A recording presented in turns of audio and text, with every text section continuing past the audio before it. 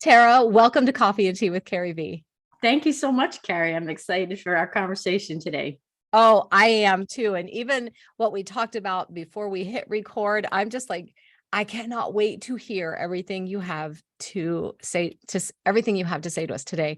And anybody who has followed me for years knows that every single year, one of my main goals is to conquer my sleep.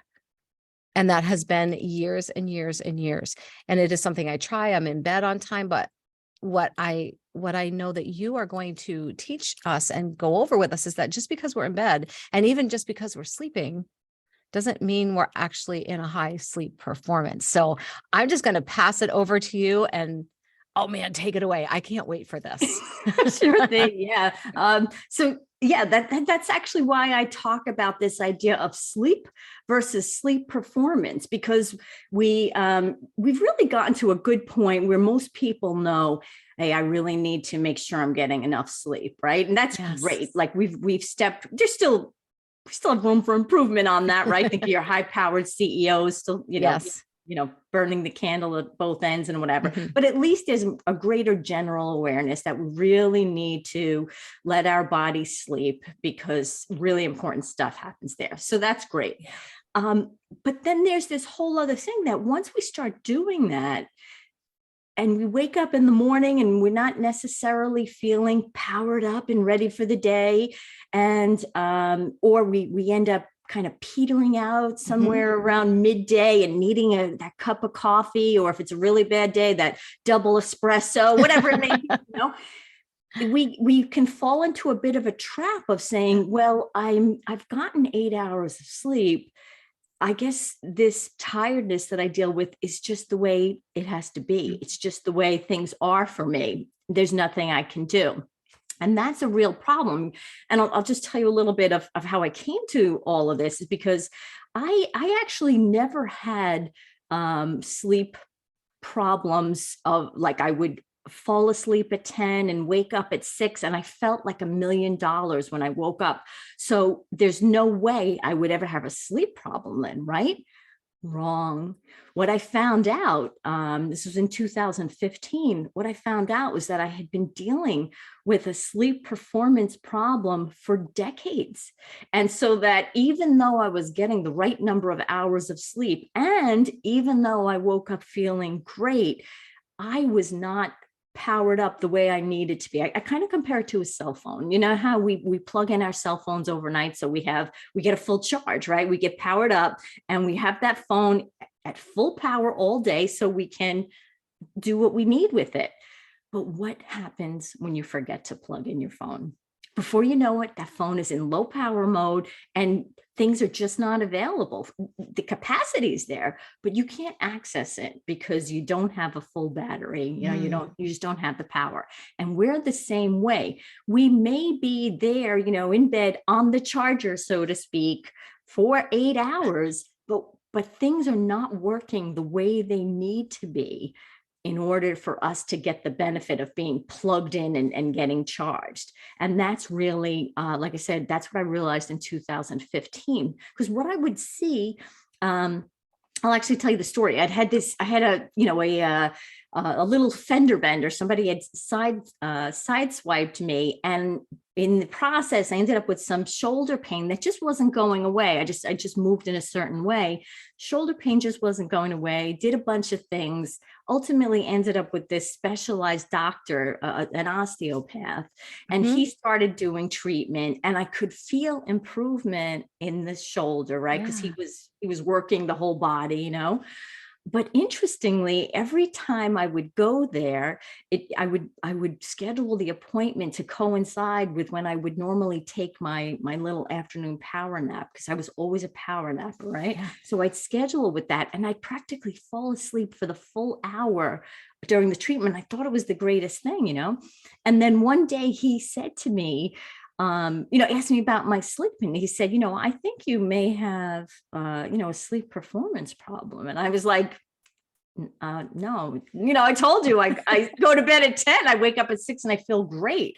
Like, what would even make you think that I have a sleep performance problem? He's like, well, you fall asleep here every time, Mhm. that's a sign that you are not, powered up. Your sleep is not powering you up to run, because basically we should be powering up for 8 hours when we sleep, and then we should be fully powered for the remaining 16 hours. We shouldn't need naps like I did. We Yes. shouldn't need caffeine, we Mhm. shouldn't need even exercise, to get that adrenaline to pump us up. I will admit that by the time I was seeing him, I had taken up rock climbing just to get the adrenaline to boost me up at night.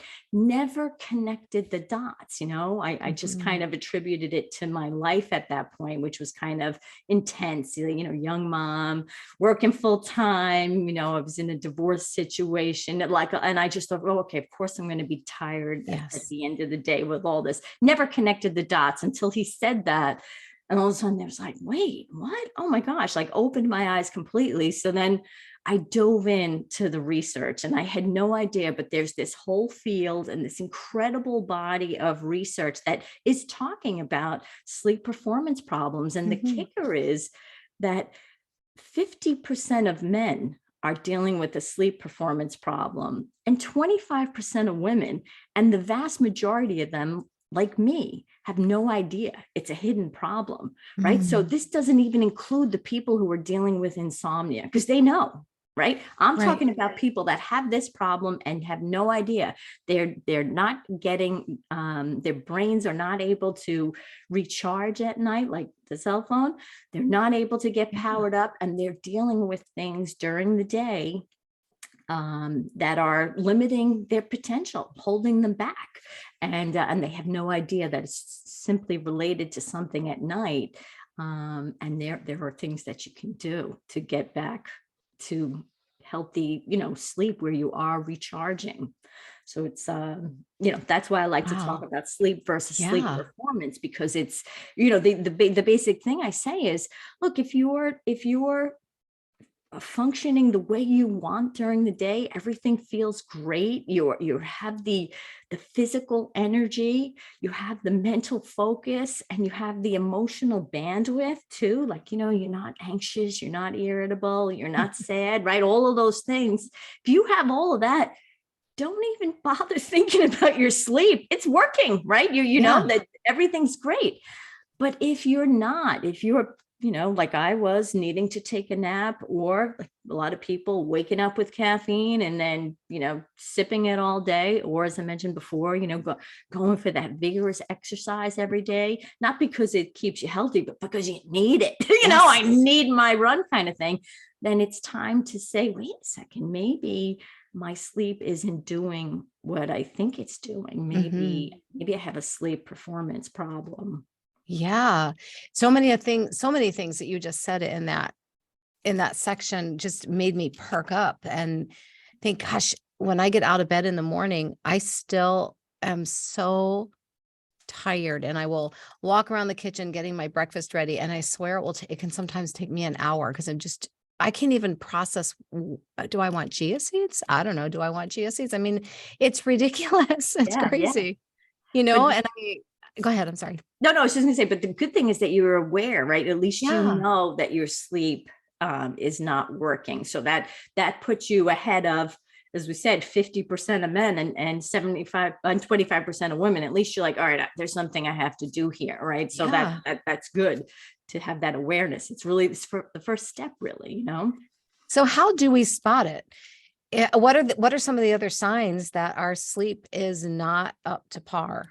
Yeah. So, so what's interesting to me, and I, I'm writing my book now for this. It's going to be a series, but this first one is for the C-suite edition, because Mhm. I feel like if executives are aware of it, then they can get into a position to help their workforce. So I feel like it's the best way Yes. to get to the largest amount of people to help. Um, and so geez, by that little segue, I forgot your exact question. What did you say? Ways, sorry. How do we spot it? What are Yeah, some of the other signs? How do we yeah. know? So one of the biggest things, and if you look now at what's going on, as I said, awareness is critical. What we need to do is start by, I say, look at what's going on during your day, and if it's Okay. not where you want it to be, then look at night. In fact, if you look behind me, I have this little thing here that says the XYZ formula. Yeah. So that is the start. That is the way you begin to spot it. Here's what the XYZ formula is. I say, if you have problem X, whatever it may be, if it's an energy thing, if it's a focus thing, if it's, anxiety or feeling burnt out, anything during the day, problem X, if you're dealing with that, ask why. Don't just accept it. Like I said, I did. I was like, hey, I'm a mom of 2 young kids, working full time, going through a divorce. Of course, I'm going to feel tired now. Wrong assumption,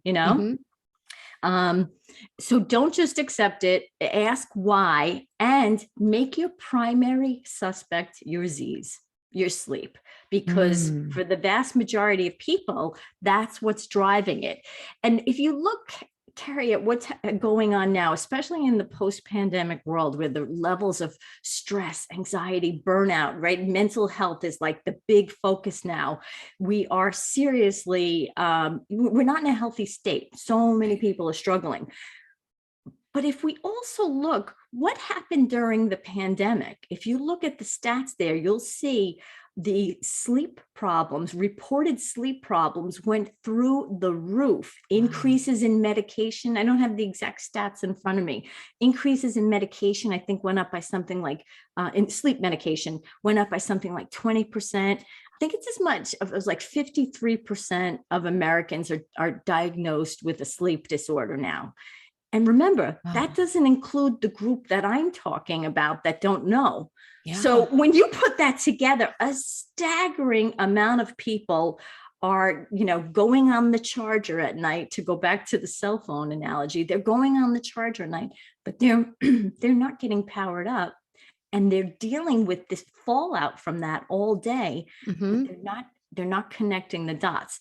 So like I said, use this XYZ formula, shift your mind to think in a 24-hour cycle, right? Whatever is happening during the daytime, it is going to be directly related to what is happening at night. It's not like, oh, good, I got good sleep. I can stop, thinking about it or whatever. You can say, oh, I got good sleep. Let me see how I performed today to tell me exactly how good that sleep was. It's funny, when I work with a client, a lot of them wear technology, because by the time they get to me, they've done all the sleep hygiene stuff. Yes. And they're like, I'm getting the right number of hours and that kind of thing. And it's not working. They're not feeling it. So they know they need next level help, right? But I'll say, so when we start the program, we do our check-ins. I'll say, oh, so what time did you go to sleep last? Oh, let me check my Fitbit, or and they're like pulling up all these things, like, and how did you feel? Well, let me see. It said I had this much REM sleep, and it said, and it's like, but first and foremost, think about how you feel. Right? Like the technology can be helpful to train you to focus on it. But the bottom line is just check in with yourself. Like, we have a tendency, and this is our modern lives really, but we have a tendency to be disconnected from how we're feeling. We have to shoulder on, we have to push through, we have to do the next thing.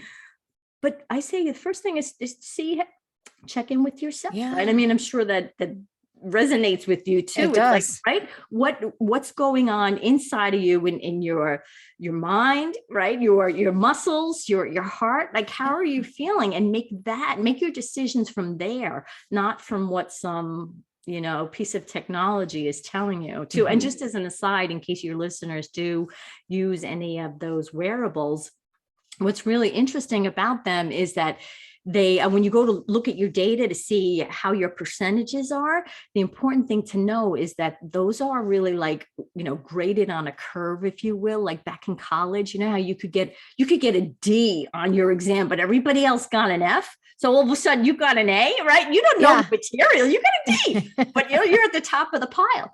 That's how that your data is calculated with a wearable. What they're doing is looking at their users, and then they're figuring out where you fall amongst the pile. I actually have an interview on this with with a doctor named Stasha Gomanak, who is a sleep medicine doctor. And she explains, like, if you look at our sleep data from, say, the 50s, it was very different than what it is now, because our modern lifestyles have really changed so much of the way we operate and our attention and whatever. So if we were compared to back then, you'd see we're all, like, not all of us, but people who feel like, aren't feeling great, you'd see that their levels are really not as good as it looks, because they're being compared to the group of current users rather than, healthy sleep. Right. I didn't know that. Yes. So I Yes. could look at my sleep data and think, wow, I'm doing amazing, but I'm really doing bad. I'm just not doing as bad as everybody else in the group. Yes. But then the real problem is, if you look and you're like, all right, and everybody talks about it differently, like there's REM sleep, and then they have like deep sleep. Some may call it, they call it different things. But if you look at that and you're like, hey, my numbers are pretty good, and you're like, well, let me get another coffee. Gee, better make it with that caffeinated water today, then you are completely disconnected, and you're saying, well, it's not my sleep because my sleep numbers were good. But clearly it didn't turn out as you hoped, because you're not feeling energized. Yes. And so that's where it's really important to use that as a guide, use it to help you develop the habit. But the ultimate test is to say, how do I feel today? How am I operating, right? Do I have the physical stamina? Do I have the mental focus? And do I have the emotional bandwidth to deal with what's going on inside of me and what's coming at me, right? Because, that's, we're social beings. It's a huge part. That emotional bandwidth piece is crucial. Yeah. And when you want to be able to talk even to other people, being able to have that mental bandwidth is so crucial. And that is what I found. Is why I'm so fascinated by what you do and how you help people. Because when I'm out socializing with people or networking, and my brain is just saying, can we just get to sleep? Can we just get to sleep? Or even in a photo shoot, or when I am on stage speaking, there are times my brain just wants to shut down. I know it is sleep. I know it is. I just don't know how to fix it. Forever, I have gotten up with my pre-workout drink, but I don't use it as that. And I don't even mix it with water. It's just a dry scoop of powder first thing in the morning. I gave it up a few weeks ago and I feel it. So I know that it was just a crutch that I was using to try and get through my day, but I don't want to do that anymore. Right. Yeah, because the long-term consequences are huge as well. Yeah. And I just want to go back for a second to what you were just mentioning about, like, being with people and being around people. So we've met in person. I mean, you're just lovely. You're like such a kind, very empathic kind of person. What's interesting is, if you look at somebody who's kind of on the opposite end of the spectrum, like your type A person, right? The bad managers of the world and whatever, I always say, like, bad managers aren't born. They're created at night.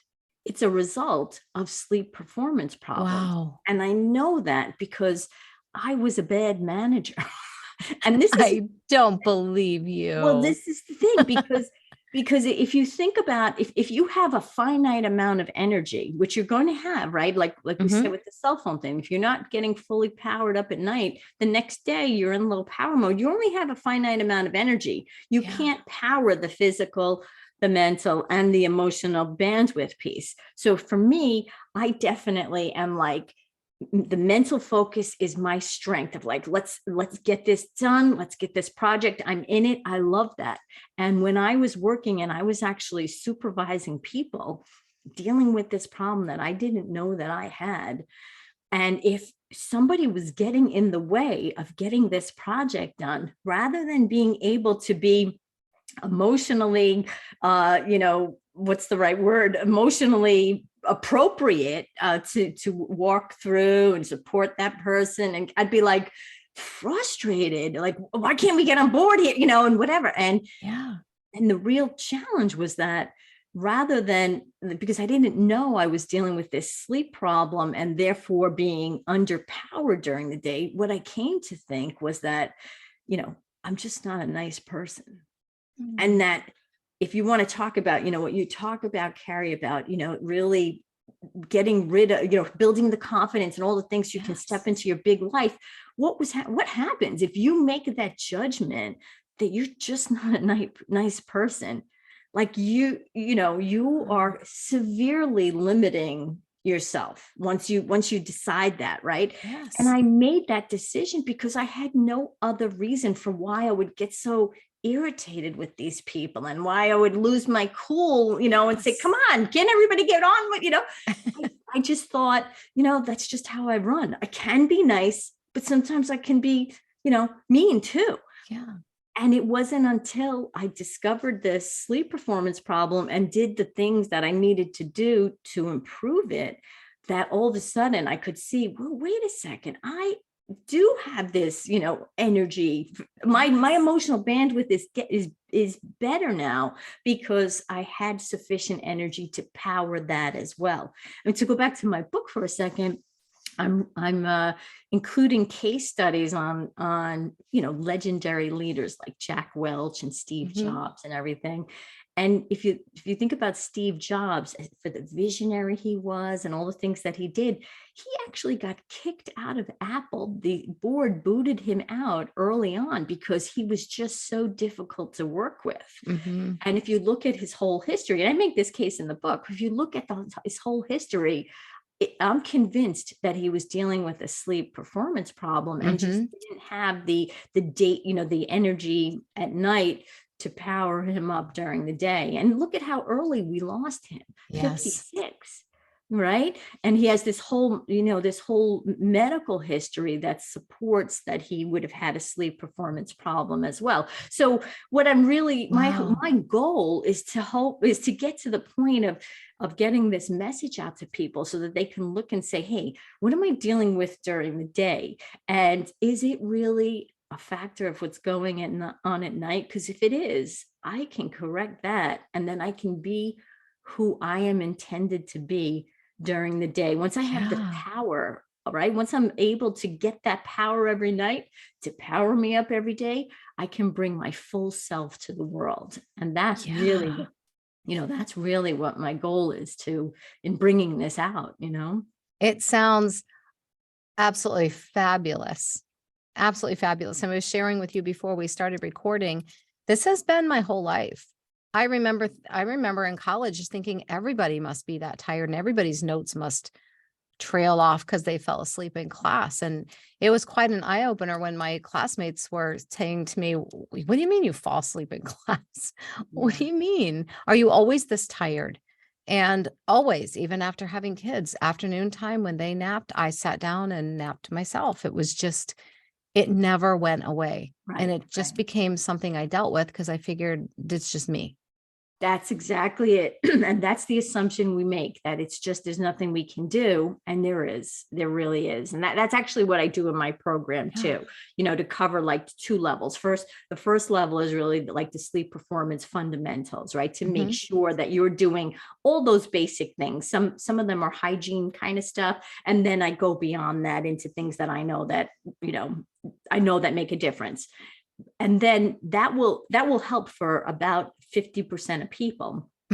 They're just not attending to the things that we know commonly that you need to do to get good sleep performance. And then the next level is really the sleep performance innovations, all the things that I had to do to correct what was creating this problem for me at night. And that's really where the magic happens for a lot of people, because a lot of people by this point have gotten really good at that sleep hygiene stuff regularly, and they know all that, right? And then, like I said before, that's the danger, because that's the only solution that's out there. And so then you say, well, I've done that and it didn't work, so I guess I just accept this. This is just how it is either at my age, at my stage of life, at the way my work schedule is, whatever it is. And then that's, like I said, really where the danger point is of saying, let's not accept this. Let's forward a little bit. Let's really dig in and say, maybe I don't have to just be stuck at this level of functioning. Because the funny thing is too, doesn't it, you accept it, but there's always like a little bit of like, what? Like, like Yeah. this is all that there is. This is all that I can get, like Yeah. it's almost like you resign yourself to it. Okay, Yes. this is it, That's and then all of a exactly sudden, true. yeah. So it's funny. I'll never forget the first time that I woke up and felt like, as I was on this journey, and felt like I really had the night of sleep that I needed to. And it's one of those weird things. I woke up and I'm thinking about the dream that I had. And it was one of those really weird dreams where, like, you're in a place that but that's not the place. And you're with Yeah. somebody that but it doesn't look like them. And there's somebody, and I'm just like, what a strange dream that was. And thinking about it. And then all of a sudden it's like, wait a minute, I had a dream. I remember having a dream, because one of the telltale signs is not having dreams anymore. Because if you're not cycling through, and if everything is not doing what it's supposed to do when you're sleeping, you stop dreaming. And then people say, I don't remember my dreams. It's really that you're not having them. You know what I mean? So that is definitely a Wow. telltale sign as well. But the main thing that I say really is, in terms of what to do. And this, I guess, sorry, I'm jumping ahead to, I know you always ask about a journal prompt. Yeah, let's do it. Go for it. Yeah. And so the thing is, really sit down with that XYZ formula thing and just say to yourself, what does the XYZ formula tell me about my life? And just put down, what problems am I dealing with? Problem X, what may it be? In my case, I had so many things, even from the time I was a kid. I always had, like, just some gut trouble, always, throw up every time we went to church. It was like awful. I always had some stomach bug or whatever. And then, of course, that got progressively worse. Ended up with like a IBS in my 30s. I ended up I had skin problems, like just a lot of acne, ended up in rosacea by the time I was in my 20s. Had what do you call it, sinus infections. I was always stuffy, ended up with chronic sinus infections by my 20s. And by the time I was 30, I developed adult asthma. Never had asthma in my life. Wow. And never once connected. And then, like I said, I could be irritable, pretty darn irritable too, right? So I had the physical stuff, I had this emotional bandwidth thing, and never once connected it to sleep. And then once I started really solving all of these things, connecting the dots and seeing the way everything truly is interrelated, the thigh bone really is connected to the hip bone, you know what I mean? Yes. And all of these daytime things started to just disappear. And I could feel myself in interactions with people as more the person that I was. More, I was a more, I guess, flat, but not flat affect, but I was more even Yes. put it that way, right? And then I was like, holy cow, like, just, that conclusion that I made about myself, that I just wasn't a nice person underneath, I was wrong, and what a game changer that was for me to realize that I was so wrong about something about myself. It was such a welcome revelation, because the conclusion I had drawn was not a nice one, Yeah. very limiting one, How So freeing. It just must have felt like freedom. that's the perfect word for it. It was really freeing. Oh, so how do we start? How do we find out if we have a sleep performance problem? How do we do that? What do we do? So definitely the first thing, like I said, just start by almost, trying to just connect the dots. If you start with that XYZ formula in a journal prompt, say, what are the problems? What problem X's do I have? And then just ask why, and say, what is it? Is it, that it's not just a factor of my life.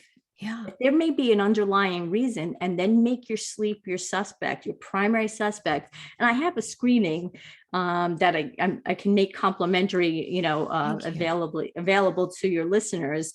It's very simple, and it kind of goes through what we've talked about, and just see how you take the screening and see if it supports the idea that you have a sleep performance problem. And then, if that's the case, you want to work on it. And I'll give your listeners something that they can do tonight that maybe I'll just tell you. Do we have time for Yeah.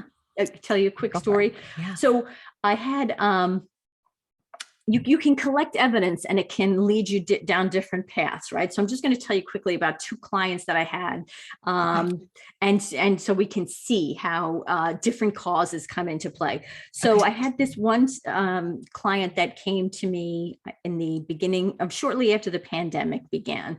And he was telling me that he was having trouble. His trouble was he led a team. He was an executive in a telecom company. He led a team, and he had started falling asleep on the Zoom call during their afternoon check-in.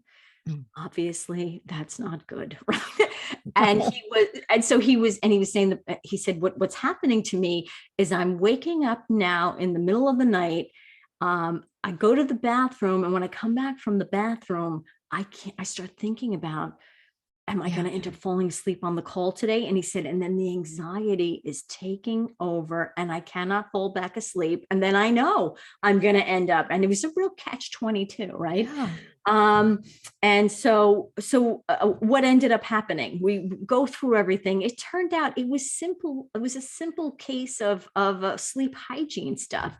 Because of the pandemic, he had shifted his daily schedule. He was a runner, used to run in the morning, and then drink his 32-ounce post-run electrolyte drink. But because he didn't have to commute, he decided to do it in the evening. And so he was going on that run, drinking that 32 ounces, and then going to bed within a couple of hours. So of course he was going to wake up at night because there was just too much liquid in the body. The bladder was just getting too full. And then that was, then it was kind of kickstarting. His sleep was disrupted. That was making him tired. That created the anxiety. So I gave him a strategy. I'll tell you at the end what it is. That was the other thing too. When he said to me when we first started, he's like, I don't know if I need sleep help or if I need anxiety meds. So he was thinking, I have a case of anxiety that I need a pharmaceutical intervention for. Not the case, right? So then let's contrast that with another client that I had who came because he was having mental focus problems, like just not getting anything done on the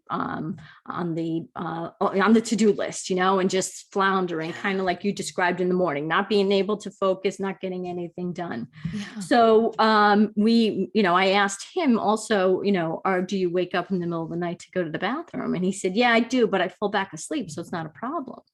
So I said, well, actually, that is a problem, because as soon here's why. When you go to sleep, your brain knows that it needs the uninterrupted time to do its work. So it sends a chemical to the kidneys to say, slow down processing of the liquid. So if you are waking up every night, even if you haven't, if you haven't tanked up before, like the other guy, if you're waking up every night, that's telling you that chemical is not getting released. And that chemical only gets released when you cycle through the stages of sleep appropriately. So for him, I had a plan for him, and don't you know, within 2 weeks, at our second check-in, I asked him the same questions and the one about waking up. And I said, did you wake up to go to the bathroom last night? And he's like, oh my God. He's like, I am just realizing right now that I cannot remember the last time that I woke up to go to the bathroom. Wow. So that's phenomenal, right? And what happened as a result of that, he was feeling more focused during the day because he was, because of the strategies that he implemented, he was actually cycling through the stages as needed. He was plugging in, and he was getting the benefit of being plugged in. So here's what I would say. Which case would you be if you're waking up to go to the bathroom during the night, or if you are not, you're waking up with heartburn feelings, reflux, or you're dealing with any of that? Or if you just need a place to start with what I call the idea of go to bed empty. Okay. The strategy is go to bed empty. And that may sound awful, but it's actually not, right? We think of humans being empty. It sounds terrible, but here's what go to bed empty means. You can achieve it with a 3-2-1 strategy. So 3 hours before bed, finish your last meal. whatever it is, if it's your big meal of the day or if it's just a snack, 3 hours before bed, finish that. That allows plenty of time for digestion so that your stomach is empty when you go to bed. 2 hours before bed, finish your last liquid of the day. And some people like to have like a calming tea or something. That's great, as long as it doesn't have like, the sugars or milks or whatever. Water's the best if you can. But the bottom line, 2 hours before bed, you finish it. So therefore your kidneys get to process everything and you get to empty your bladder in the last tinkle before bed. And then 1 hour before, empty your brain. Do an actual like a journaling or your calendar, whatever it is. Finish what you have to do for the day and empty your brain of what's on your mind. Like a lot of my clients physically like to use pen and paper to sort of get it out there. It's like a tangible release. Get all of that out, what you didn't get to, what you need, you want to get to, what's on your mind, what's bothering you, what you're happy about, all of those things. Physically and literally release and empty your mind, and then go to bed. Do that for 3 consecutive nights, right? Go to bed empty for 3 consecutive nights. And if by that, after that third night, if you are still not feeling a difference when you wake up, then you know that your problem is not really in the fundamental sleep area. It's more in the innovative sleep area, and that you need more advanced solutions. Mine was not in the fundamental area. It was in the more advanced, the innovations kind of thing. But that's what I would say. Do that. Go to bed empty using that 3-2-1 strategy, and see how you feel, that next morning after the third night. And if you feel you wake up feeling refreshed, that lasts all day, you have the focus, you have the emotional bandwidth, and you're like, wow, I feel like a different person, then you have covered the basis. You've figured out what you need to allow your body to, and your brain to do what it needs during sleep. And if not, then say, well, this is a great piece of data for me, because now I know that I can step up to the next level. I know I can, pursue solutions. For that kind of thing. I love that. So the link for the little, for the quiz, is that what I want to make sure I'm calling it the right thing? Yeah, I call it the sleep performance screening. The sleep performance screening, which sounds so much better than little quiz. The link for the sleep performance strategy screening. Oh boy. That's why I call it the SPS. It's a lot shorter. The sleep performance screening. The SPS link. A lot easier to say. It is in the show notes. And I'm going to take it. And I encourage everyone listening, watching on YouTube, grab that link and take that screening, and then follow where it goes from there, and get your sleep in order. It's so important. And I know it is. It just has been elusive to me for my whole life. It's just been in the last few years where literally I am writing down. I went through a journal from 4 years ago, and it said, what are you focused on this year? And it was sleep. Well, there you go. It has been that long. Exactly. So then that my program will be exactly what you need, because you already, this may sound funny, Carrie, but I hear what you're talking about the challenges that you've always had. And I totally relate, because I was in the same boat, right? But we are different too, because it's your sleep. I never did, right? I just knew I had all this other stuff. So as funny as it may sound, I think of you as one of the lucky ones, because that if you're tired during the morning, and if it takes you an hour to get your breakfast, why, right? Or people with insomnia, as odd as it sounds, I think of them as the lucky ones, because if they're not able to perform during the day, they know it's because they didn't sleep last night. But it's this huge other group, 1 in 2 men and 1 in 4 women that don't have an obvious connection to the sleep. They're getting enough sleep, right? So it can't be sleep, right? Yeah. Well, yeah, it can be. And so hopefully we can help you guys, the lucky ones, right? And reach the other people who don't even know. And then really, because what happens if we all get, if we all come to the day powered up at, Mhm. at the level that lets us be who we really are, what does our world end up being like? I mean, we all Oh, like take a huge lift from that. yes.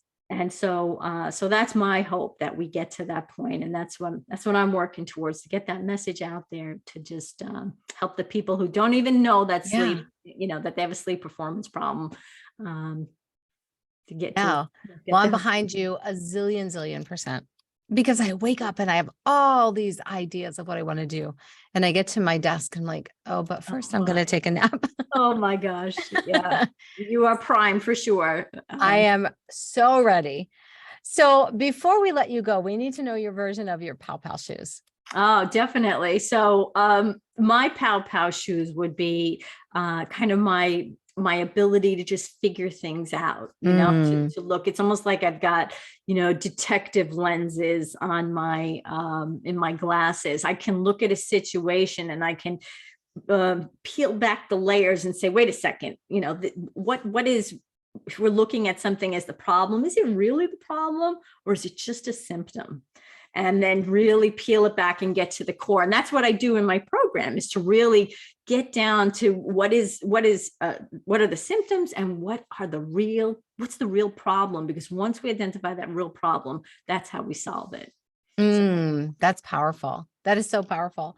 And where can we find you? I'm going to have all of this in the show notes, mhm. but where can we find you? Yeah, so my podcast is called the Counterfeit Sleep Podcast. And so you can find that at counterfeitsleep.com.